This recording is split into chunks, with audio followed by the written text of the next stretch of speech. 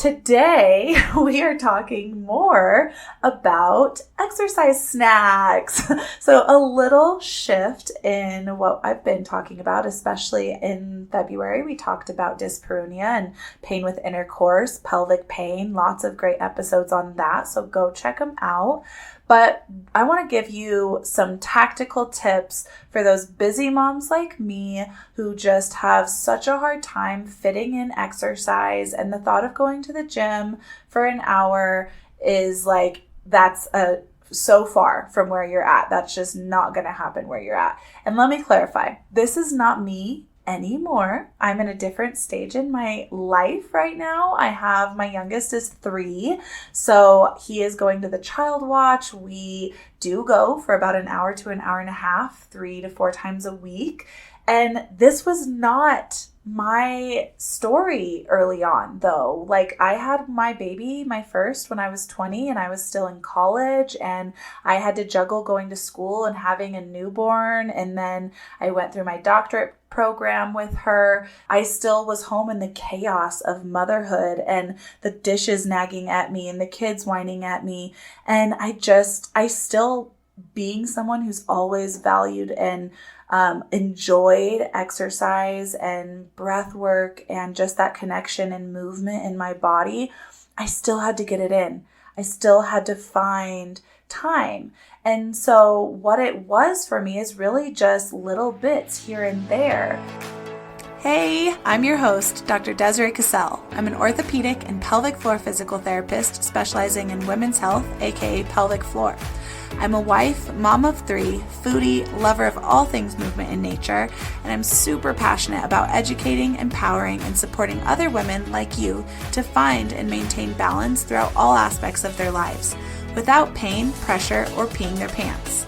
And this is the Balanced Momtality Podcast, where we will talk about all things pelvic floor, your core, and optimizing your pregnancy, birth, and postpartum recovery, providing you with the knowledge and tools so that you can feel like the strong, playful, and happy mom that you and your family deserve.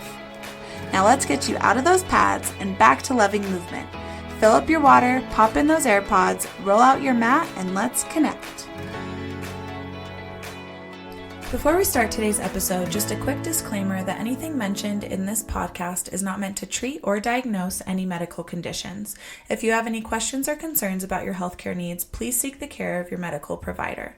This is also a safe space where we will be talking about very sensitive but important topics, such as issues with peeing and pooping, relationships, and even sex. So if you have littles around, probably a good idea to pop those AirPods in. But otherwise, I hope you enjoyed today's episode. Hey girl, it's March, so it is my birthday month. Woo woo! It is going to be a crazy month. If you have been listening to my podcast, and especially if you checked out my podcast episode last week, you heard a little bit about a health journey that I am recently going on, and specifically pelvic congestion syndrome, which I am learning is pelvic venous disorder. So new terminology coming out for you all, and I will definitely be doing so much more on this condition because, oh my gosh, I don't know. I don't even know where to start with this because it's just so crazy to me. Like, obviously the pelvic floor therapist ends up getting a condition in her pelvis, and the whole journey has just been wild. And I laid out a lot of that in the episode last week. But since finding this out and getting my diagnosis, I have been deep diving. I want to learn all that I can. And especially as I embark on this journey coming up, I'm going to be getting a procedure, which is going to, be in a couple weeks. It's on the 19th. I'm getting it done on the 19th of March. So I'm getting an embolization. I ultimately decided to go through with this procedure, which, as a pelvic floor physical therapist and just as a physical therapist in general, and just a person who really appreciates conservative, holistic wellness care, procedures are the furthest thing from my toolbox. Like, I know there's a benefit, but it really is like a last ditch resort for me.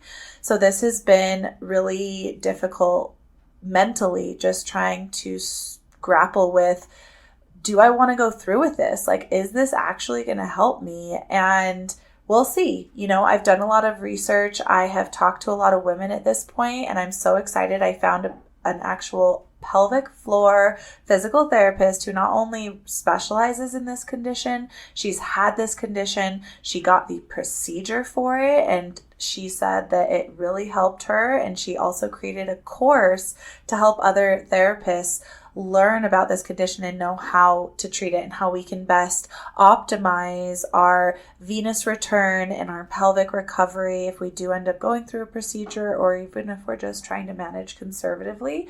So I do feel like I'm a lot more confident and validated in my decision moving forward, and I will keep you guys updated. It will be interesting. I am nervous. I'm scared. I actually just got off the phone with the radiologist before I started this, and apparently I have a really significant case of this. And I also have one of the compression syndromes called May-Thurner syndrome. Yay! So we're going to treat all of the reflux and varicose veins first with some coiling and some sclerotherapy. So they're going to inject some foam and try and close off all of the collateral networks that have been created, because apparently both sides have connected and intertwined in my muscle, and it's pretty significant. So it's going to take maybe 2 days. I might be doing this twice in 1 week. Yay. Anyways, I'll keep you updated. Today, we are talking more about exercise snacks. So a little shift in what I've been talking about, especially in February. We talked about dyspareunia and pain with intercourse, pelvic pain, lots of great episodes on that. So go check them out. But I want to give you some tactical tips for those busy moms like me who just have such a hard time fitting in exercise. And the thought of going to the gym for an hour is like, that's so far from where you're at. That's just not going to happen where you're at. And let me clarify, this is not me anymore. I'm in a different stage in my life right now. My youngest is 3, so he is going to the child watch. We do go for about an hour to an hour and a half, 3 to 4 times a week. And this was not my story early on, though. Like, I had my baby, my first, when I was 20 and I was still in college, and I had to juggle going to school and having a newborn. And then I went through my doctorate program with her. Physical exercise was like, I did get it in, but it was so irregular. It was just sporadic all over the place. And it still felt daunting and overwhelming. And I went through those waves of, kind of, I'm in a binge, I'm exercising all the time, and then I fell off the wagon, quote unquote, and I just wasn't doing much. And so it was those waves, kind of that all or nothing mindset. And I did an episode on this back in January about that mindset shift of going from an all or nothing mindset to an anything is better than nothing mindset. And that mentality that really just these little bits of movement and exercise compounds, and it is so worth it. It's so beneficial. And this is kind of how I started to get my fitness in. And even though I ended up having more kids, I graduated from PT school pregnant with my second one and went straight into working. Like, I have not had a break. I mean, I guess you could say COVID was my break, but also I felt like the most strung out during COVID because I had just had my last baby. So I was home with all 3 kids, home 24/7. And that was also so hard for me to get exercise in, even though I was home and not having the demand of going to work or school or study for exams. I still was home in the chaos of motherhood and the dishes nagging at me and the kids whining at me. And I still, being someone who's always valued and enjoyed exercise and breath work and just that connection and movement in my body, I still had to get it in. I still had to find time. And so what it was for me is really just little bits here and there. And now there is a lot more about all these different terms: micro fitness, micro workouts, exercise snacks. It's this idea of quick, small bursts of exercise or activity. And I just love this idea because, like I said, this was me. This was the only way I got it in. And I know that if you are where I was at, it is so hard. And it can feel like, if I'm not getting in the 20 or 30-minute workout where I'm feeling the burn and I'm sweating, then it's not doing anything. And that is just so far from the truth.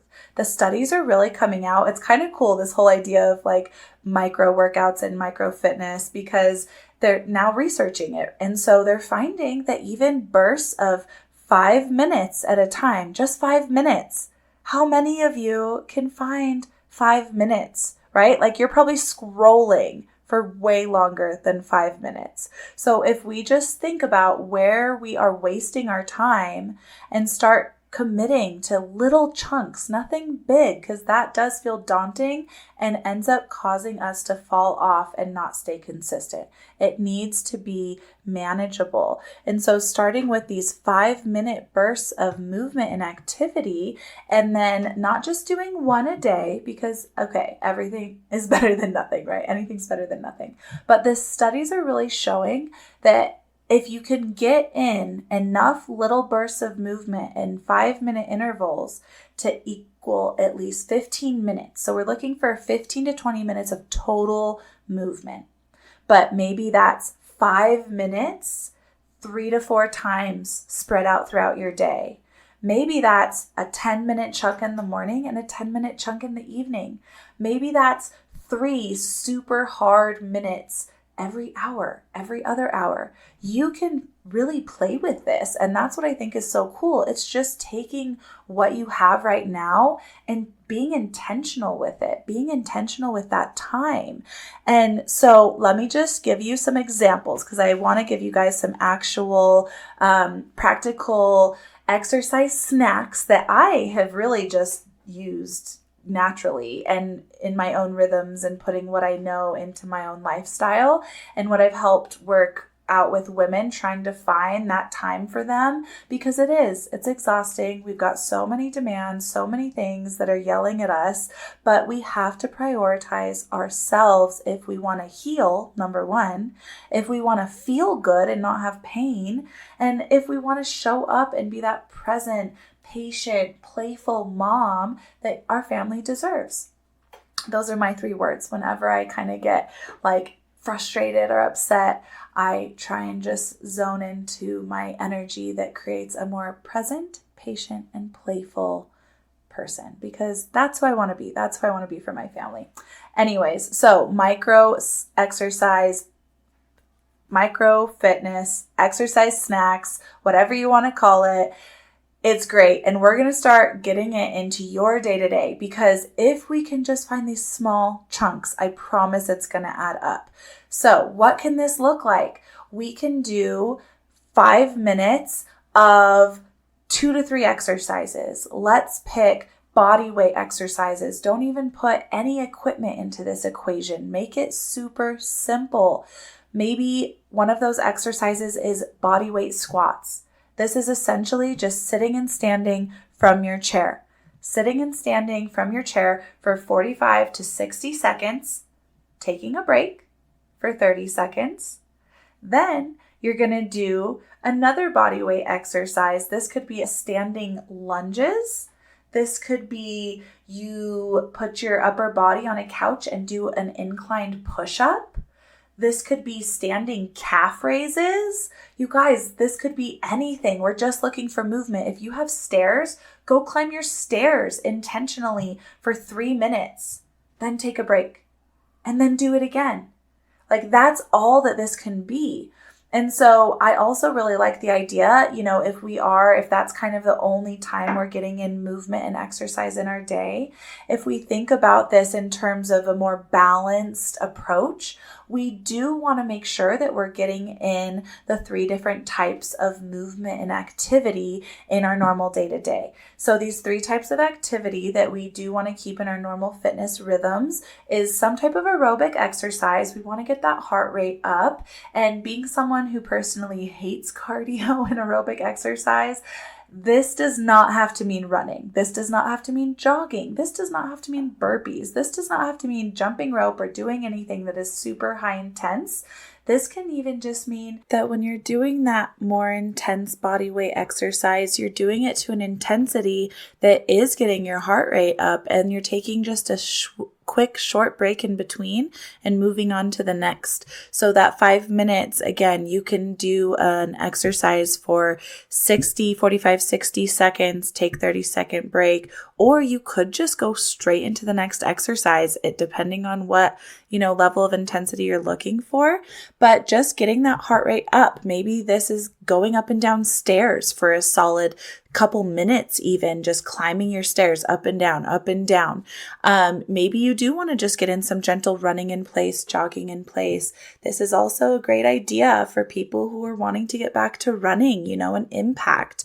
Now, obviously, if you go to do any of these exercises and you're leaking or having pain or pressure, then please let me know, because your body isn't quite ready for it.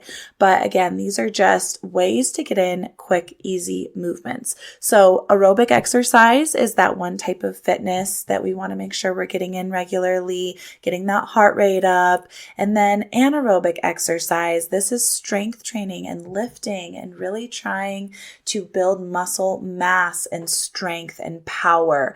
So for things like this, we do want to make sure that we are using resistance, and this can just be body weight and gravity. Gravity can be a really hard resistance, and just our body can be hard to move around. So you want to make sure that you are confident with moving your own body weight around with gravity, against gravity, and make sure you're confident there before you do add any bands or weights of any kind. So this can be the sitting and standing squat. This can be the calf raises. This can be the push-ups on the wall or on the couch. One of my favorite ones to get in, especially like in the living room when you're just hanging out, aside from the squats, because you can obviously do that, is like a bridge or a hip thrust. So get on the floor and do some bridges, or roll off the couch and leave your upper shoulder blades on that couch or bench or ottoman and do some hip thrusts there. Maybe you put a band above your thighs while you're sitting there and you're doing some like clamshells, or you're standing in the kitchen while you're cooking or doing dishes and you're just walking side to side, doing like a crab walk, monster walk with a band around your thighs. Let's get creative here. There's so many things that we can be doing stacked on to other things we're already doing. So yes, even while I'm making it to the gym 3 to 4 times a week right now, some days that doesn't happen, and some days I don't really get in the strength that I want and the amount of strength training I'm really wanting. So at home, I supplement by putting a band on while I'm just walking around the house. I put a band around my thighs. I just stand on one leg. Just standing on one leg is another fantastic thing to do. If you're not doing it, do it. Whenever you're just standing, hanging around, lift a foot, be on one leg. It's great for balance and coordination, especially if it's intentional and you're really grounding your foot, widening those toes, grounding through that first big toe in your heel, engaging your glutes so that your knee and your leg is in alignment and locking in that core. This is a fantastic thing to do.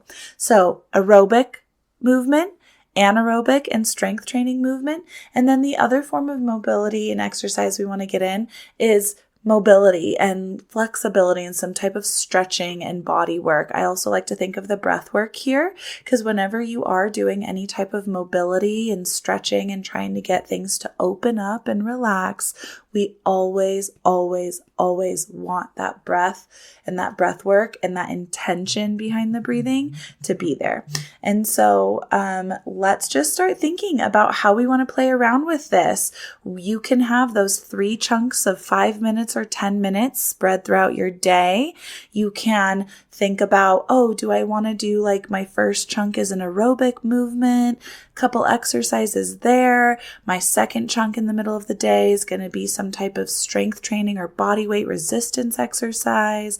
Maybe my last chunk is going to be some type of mobility and stretching like cat-cow and child's pose, and maybe some more yoga-like movements like thread the needle, and just getting some general stretching and breath work in your daily routine.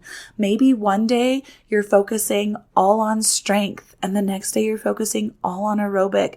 You can play around with this. I do think it is beneficial to keep some type of mobility and breath work in throughout your day every day. So even if this just means in the evening, you're pulling those knees up against your chest and taking some deep breaths. Maybe you're even rolling onto your belly into child's pose to take some deep breaths, bringing those feet up into happy baby to take some deep breaths.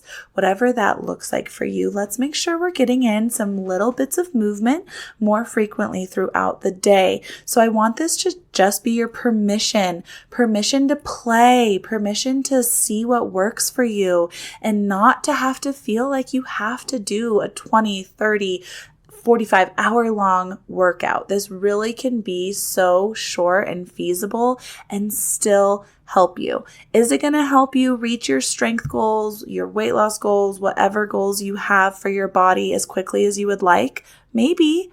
Maybe not. Maybe the small amount spread throughout the day is exactly what your body needs, especially if you are moving through some flare-ups or some pain and you're needing healing. Maybe you just had a baby, you went through some type of procedure. There are phases in our lives where those short bursts can be way more beneficial than even a 30 or 45-minute workout.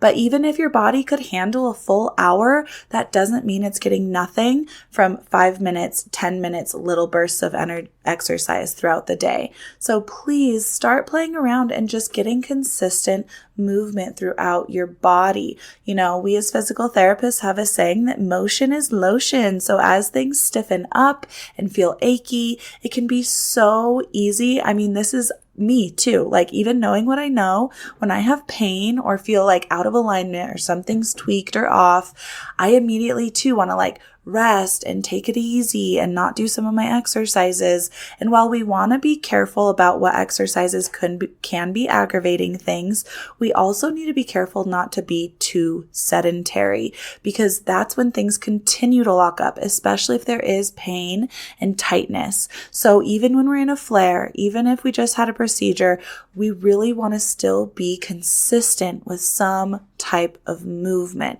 But what does that look like? Let's just scale it back to something that feels good for your body and something that fits in your day-to-day right now and where you're at in your season of life. And if you want more guidance on this, guys, this is what I do. I help my mamas and my women, my patients that I work with, build a plan that works for them, help them reach those goals and make it feasible so it's not so overwhelming, it's not so scary, because you're confident, you know what is going to be safe for your body, you know what's going to hurt your body, and you have also the freedom to play around and explore. I know this is a process, so just play around. And if you do want any more support, please let me know. My contact information is in the show notes. You can find me on social media, on Instagram. The Balanced Momtality Wellness and Support Group is a free private Facebook group that you can also come over and share, ask questions, get more support, feedback, accountability, all of those good things. But otherwise, just know I'm here for you. I do one-on-one coaching, so we can get on a call. I can help you listen to what's going on, give you some exercises and help you build a plan, help you learn what your body really needs and where you need to prioritize that time, because we know that we barely have any time as is to spend on ourselves. And isn't it such a waste if we're putting it into spaces and types of movement and activities that are actually making things worse for us? That we don't have time for that. We don't. So don't take the guesswork out. Come let me know how I can help you. Otherwise, stay tuned next week on the Balanced Momtality podcast. Thanks, friend. Well, that's it for today's episode. I hope you enjoyed it as much as I did, and I want to thank you so much for taking the time out of your busy day. I know you've got so many other important things going on, but I hope it was helpful and you leave here with some tools to help you in your healing journey. And I just want to ask you, if you have found this helpful, to please leave a review on iTunes. Scroll down to the bottom of my podcast page and leave that 5-star review so it can help other women see this information. And also, if you want to be a part of my community of amazing women trying to balance all the things, great tips and insight and sharing stories and just motivating each other along the way, feel free to join my Facebook group, The Balanced Momtality, Wellness and Support. I hope to see you here next time on the Balanced Momtality Podcast.